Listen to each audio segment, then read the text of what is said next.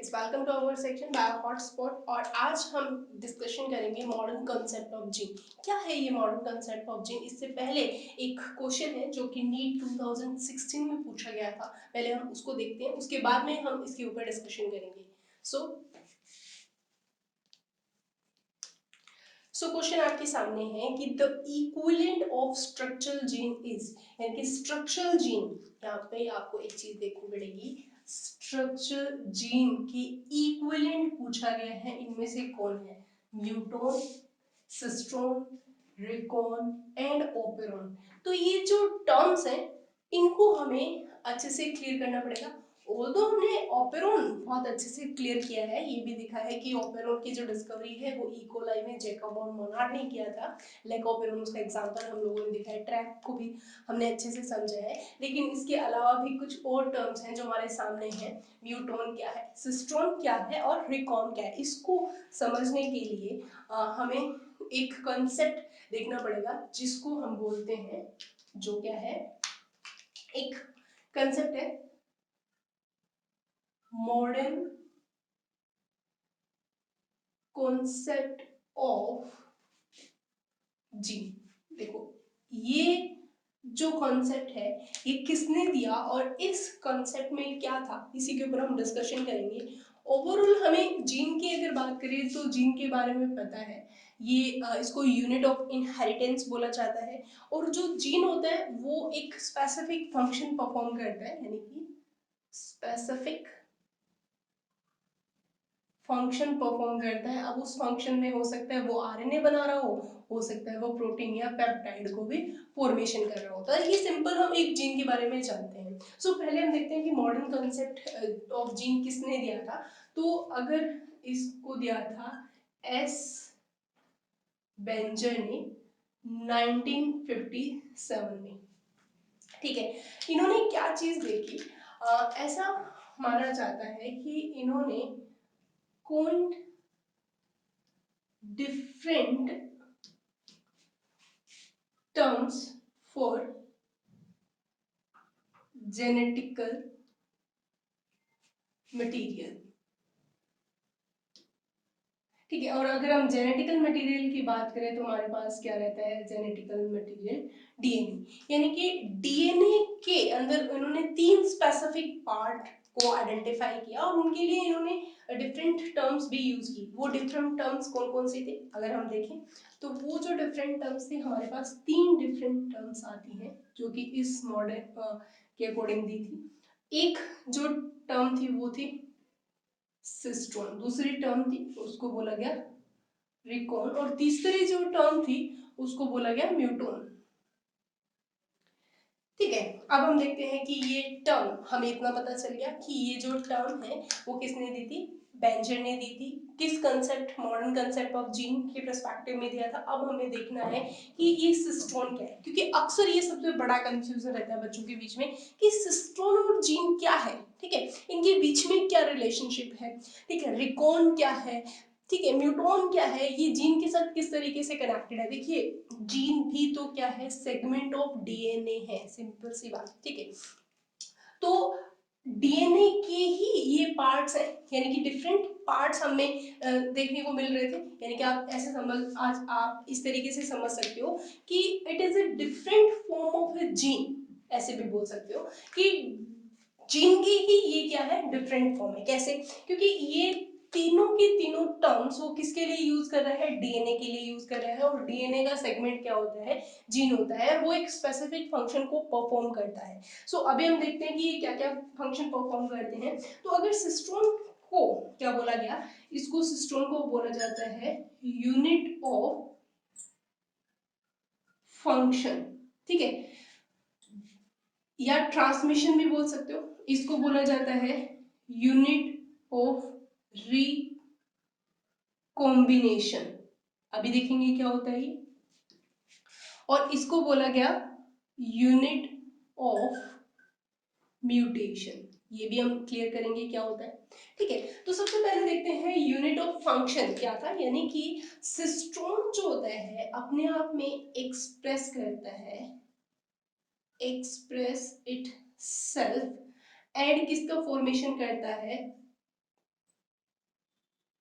Protein या polypeptide का formation करता है। ओवरऑल कि सिस्ट्रोन डीएनए का वो सेगमेंट है या ऐसा जीन है जो आगे क्या बना रहा है, प्रोटीन या पेप्टाइड का फॉर्मेशन कर रहा है। ध्यान से समझना कि इस कंसेप्ट के अकॉर्डिंग बेंजर ने डीएनए का ऐसा सेगमेंट जो कि यूनिट ऑफ फंक्शन या यूनिट ऑफ ट्रांसमिशन भी बोल सकते हैं, जो अपने आप में एक्सप्रेस करता है और ये क्या बनाता है, प्रोटीन या पेप्टाइड को बनाता है। दैट मीन जो सिस्टोन होता है, इस सिस्टोन के पास क्या प्रेजेंट होते हैं, जेनेटिक कोड प्रेजेंट होता है। दैट मीन ये सिस्टोन कंटेंट यानी कि इनके अंदर हमें क्या देखने को मिलते हैं, सिस्टोन क्या कंटेंट करके रखता है, जेनेटिक कोड्स, ठीक है, जिससे वो इन कोड की हेल्प से क्या बना लेता है, प्रोटीन बना लेता है। ठीक है, ये तो थी सिस्टोन के बारे में, यानी कि डीएनए का एक ऐसा सेगमेंट जो क्या करेगा, प्रोटीन बनाएगा। अभी एक चीज बहुत अच्छे से क्लियर होनी चाहिए, देखो मैंने यहाँ पहले भी लिख दिया था कि जीन, स्ट्रक्चर जीन को नहीं, यहाँ पे सिर्फ मैंने जीन के बारे में बात की थी। मैं दोबारा से यहाँ पे मेंशन कर देती हूँ कि अगर हम जीन की बात करें तो जीन डीएनए का वो सेगमेंट होगा जो एक स्पेसिफिक फंक्शन, ठीक है, स्पेसिफिक फंक्शन में हो सकता है वो आरएनए बनाए, क्योंकि आरएनए एमआरएनए भी हो सकता है, टीआरएनए भी हो सकता है और आरआरएनए भी हो सकता है।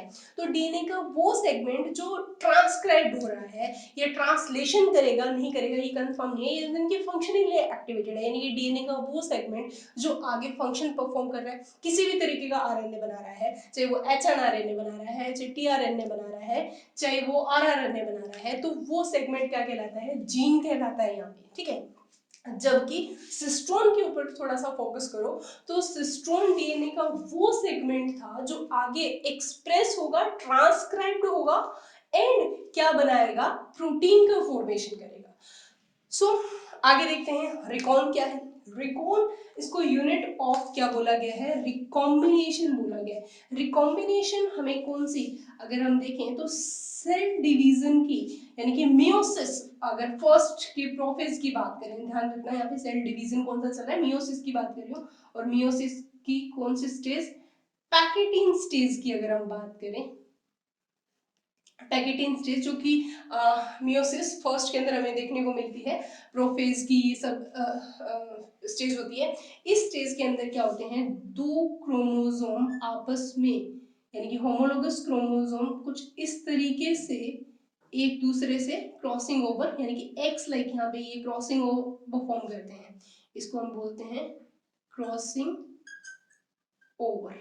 ठीक है, तो जो क्रॉसिंग ओवर में पार्ट करता है, यानी कि डीएनए का वो सेगमेंट जो एक्स, जो शेप या काइजमेटा जिसको बोलते हैं, या जो होमोलोगस क्रोमोसोम में एक दूसरे से अटैच होके और इसका सेगमेंट इधर और इसका सेगमेंट इधर एक दूसरे से ओवरलैप मतलब स्वैप कर जाता है, तो उस सेगमेंट को हम क्या बोलते हैं, रिकॉन। यानी कि रिकॉन एक डीएनए का ऐसा सेगमेंट है जो रिकॉम्बिनेशन में पार्टिसिपेट करता है। रिकॉम्बिनेशन का मतलब होता है कि क्रोमोसोम का मटेरियल, होमोलोगस क्रोमोसोम मटेरियल जो होता है क्रॉसिंग ओवर के दौरान एक दूसरे से क्या हो जाता है, एक्सचेंज हो जाता है, तो उसमें जो पार्टिसिपेट करता है उसको हम क्या बोलते हैं, रिकॉन बोलते हैं। फिर आता है म्यूटोन। म्यूटोन क्या है, तो पहले तो हम देखें कि म्यूटेशन क्या होता है। म्यूटेशन जो है एक सडन चेंज है किसके अंदर, इन जेनेटिकल मटेरियल। ठीक है, जेनेटिकल मटेरियल में आया हुआ अचानक से कोई भी चेंज, और जो ये होती है सबसे स्मॉलेस्ट यूनिट मानी गई है, क्योंकि ये एक सिंगल न्यूक्लियोटाइड की भी हो सकती है, इट्स वेरी इंपॉर्टेंट। ठीक है, तो डीएनए का वो सेगमेंट या वो न्यूक्लियोटाइड जो किसमें पार्टिसिपेट कर रहा है, म्यूटेशन, अचानक से चेंज हो जाता है, तो उसको हम क्या बोलते हैं, म्यूटोन। तो ये थी तीनों की तीनों टर्म्स, हिस्टोन क्या है, रिकॉन क्या है, म्यूटोन क्या है। सो अब हम देखें कि प्रोकैरियोटिक्स की रिस्पेक्ट में बात करें, स्पेसिफिक प्रोकैरियोटिक्स में, यानी कि हमारे पास अगर ऑर्गेनिज्म देखें तो दो तरह के ऑर्गेनिज्म है, एक प्रोकैरियोटिक ऑर्गेनिज्म होता है और एक कौन सा होता है, यूकैरियोटिक ऑर्गेनिज्म।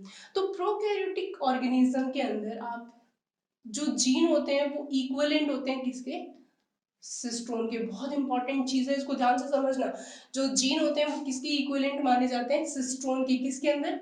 प्रोकैरियोटिक्स के अंदर, ठीक है, क्योंकि पूरा का पूरा जो डीएनए होता है वो एक्सप्रेस्ड होता है और सारा का सारा डीएनए आगे प्रोटीन का फॉर्मेशन करता है। तो अगर प्रोकैरियोटिक के रिस्पेक्ट में बात करें तो जीन हम किसकी इक्विवेलेंट रखते हैं?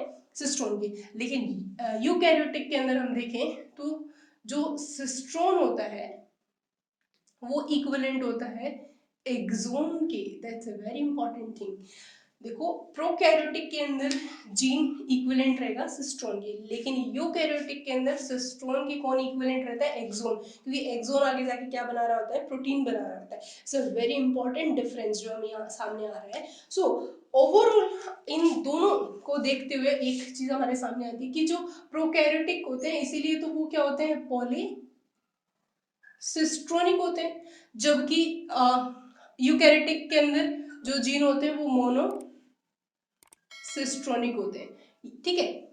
पॉलीसिस्ट्रोनिक का मतलब क्या है कि एक ही एमआरएनए बहुत सारे प्रोटीन बनाता है, ठीक है, उसको हम क्या बोलते हैं? पॉलीसिस्ट्रोनिक। लैकोपेरोन अगर आपने अच्छे से देखा है तो देखा होगा, लैकोपेरोन ई कोलाई यानी कि प्रोकैरियोटिक में मिलता है, और वहां पे जो लेक जेड, लेक वाई और लेक ए वो क्या थे? स्ट्रक्चरल जीन्स थे जो कि पॉलीसिस्ट्रोनिक थे, जो कि एक बड़ा सा एमआरएनए बनाता है, और वो एक एमआरएनए से 3 टाइप के क्या बन रहे थे? प्रोटीन, जो आगे मॉडिफाइड होते हैं एंजाइम्स के फॉर्म में। तो पॉली का मतलब होता है बहुत सारे, सिस्टोनिक मतलब प्रोटीन बनाने वाले, क्योंकि सिस्टोन मैंने पहले ही बता दिया कि वो पार्ट होता है जो आगे क्या बनाता है? प्रोटीन बताता है, जबकि यूकैरियोटिक में क्या रहते हैं? मोनोसिस्टोनिक। सो ओवरऑल इन सब का कंक्लूजन निकालें तो जो gene and cystone both are structural unit of genome। Structural unit हम किसकी मान के चलते हैं? जीनोम की, जो कि ये दोनों के दोनों कहाँ मिल सकते हैं? Both are present in prokaryotic and eukaryotic form, ठीक है। दोनों के दोनों कहाँ मिल सकते हैं? हमें प्रोकैरियोटिक में भी मिल सकते हैं और यूकैरियोटिक्स में मिल सकते हैं। तो ये था हमारा मॉडर्न कंसेप्ट। अब आते हैं इस क्वेश्चन के ऊपर। क्वेश्चन में क्या लिखा हुआ है कि इनमें से कौन से टर्म है जो structural gene, not a gene, structural gene, emphasize करके बता रही हूँ यहाँ पे, स्ट्रक्चरल जीन। स्ट्रक्चरल जीन वो होता है जो कि आगे क्या बनाएगा? प्रोटीन बनाता है। लैकोपेरोन का एग्जांपल अगर आपको याद है तो वहां पे स्ट्रक्चरल जीन वो थे जो आगे एक्सप्रेस्ड हो रहे थे, ट्रांसक्रिप्शन भी कर रहे थे, ट्रांसलेशन भी कर रहे थे। तो यहाँ पे आंसर आप ऑपेरोन नहीं कर सकते, क्योंकि ऑपेरोन के अंदर स्ट्रक्चरल जीन होते हैं, जो कि ऑपेरोन के अंदर प्रमोटर रीजन भी था, ऑपरेटर रीजन भी था, इनिबिटरी रीजन भी था। सो यहाँ पे हमारा ये ऑप्शन तो नहीं आएगा। रिकॉन भी नहीं आएगा, क्यों? क्योंकि ये तो रिकॉम्बिनेशन में पार्ट करता है। म्यूटोन भी नहीं आएगा। तो अब इस क्वेश्चन का आंसर हमारे पास क्या बचता है? सिस्टोन। तो it's a very important question, NEET के अंदर पूछा हुआ क्वेश्चन है कि स्ट्रक्चरल जीन किसकी इक्विवेलेंट होता है? सिस्टोन की इक्विवेलेंट होता है। देखो, ऐसी क्वेश्चन को सॉल्व करने के लिए हमें बाकी के ऑप्शन की समझ होनी बहुत जरूरी है, तभी हम एग्जैक्ट आंसर पे पहुंच पाएंगे। अदरवाइज हमारा जो क्वेश्चन है वो गलत होने के पूरे पूरे चांसेस होते हैं। So modern concept of gene is a very important, exam में आए हुए क्वेश्चन है। किसने दिया था? एस बेंजर ने दिया था। क्या देखा इन्होंने? डिफरेंट टर्म्स आइडेंटिफाई की थी जेनेटिकल मटेरियल इनके डीएनए के लिए। डीएनए के इन्होंने बेसिकली 3 पार्ट देखे थे, जो कि उनके फंक्शनलिटी के बेसिस पे डीएनए का एक ऐसा सेगमेंट जो आगे प्रोटीन फॉर्म करता है उसको क्या नाम दे दिया? सिस्टोन। डीएनए का एक ऐसा सेगमेंट जो रिकॉम्बिनेशन करते हैं during the crossing over packeting stage के अंदर, उसको रिकॉन बोला। और डीएनए का ऐसा सेगमेंट जो सडन चेंज परफॉर्म करता है जिसको हम बोलते हैं म्यूटेशन, तो उसको हम क्या बोलते हैं? म्यूटोन बोला। So it's a very important terms. और यहाँ पे एक चीज और भी आपको क्लियर होनी चाहिए कि सिस्टोन और जीन प्रोकैरियोटिक के रिस्पेक्ट में तो दोनों एक ही चीज है, लेकिन यूकैरियोटिक के अंदर हम सिस्टोन को किसके इक्विवेलेंट करेंगे? एक्सोन के इक्विवेलेंट करेंगे। It's a very important thing. So next class में हम देखेंगे जीन वर्सेस सिस्टोन, कि जीन और सिस्टोन के अंदर और क्या क्या डिफरेंस है जो हमें देखने को मिलते हैं। सो नेक्स्ट क्लास में हमारे साथ बने रखिए। तब तक के लिए stay happy, be positive, thank you.